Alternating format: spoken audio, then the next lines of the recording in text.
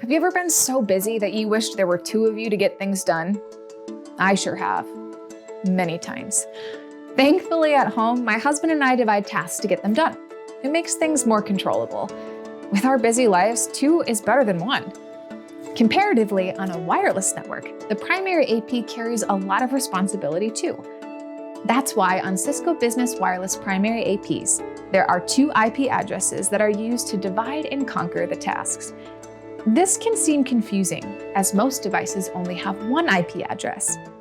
In this edition of Cisco Tech Talk, I'll explain the purpose of the two different IP addresses on Cisco Business Wireless, CBW Primary APs.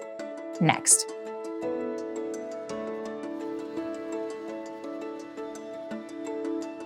I'll start with accessing the web user interface of my Cisco Business Wireless primary access point.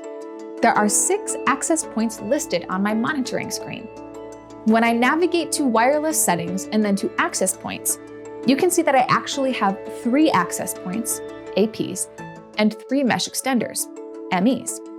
Besides the primary AP, the other APs and MEs each have one local IP address.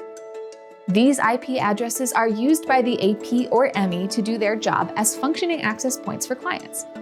This is also the address used by the AP or ME to talk to the management service of the primary AP.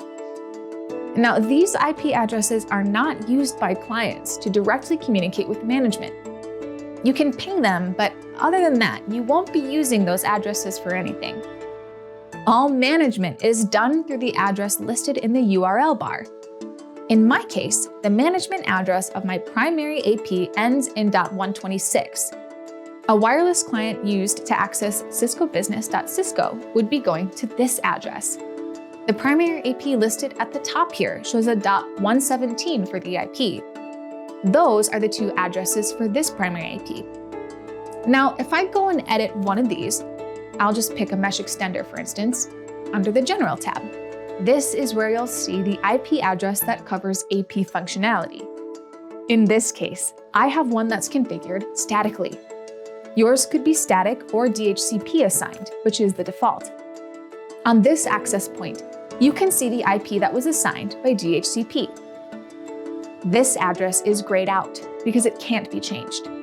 This happens whenever an address has been assigned by the DHCP server. Now, look at the primary AP under the same tab. Again, this one's got a DHCP assigned address ending in .117, used for AP functionality. One address is used by the access point itself for handling access point functionality, and the other is the side that handles the management of all the APs in the CBW installation. To see or change the management address, go under the Primary AP tab under the Primary Access Point. You can see here, it's set to get an address through DHCP, which is the default. This is the .126 address that I'm using up here to log into CBW and control all the APs and mesh extenders. This can be configured statically as well. That's all there is to it. The primary AP has 2 IP addresses, each performing duties like good co-parents getting things done. Thanks for watching. I'll see you next time.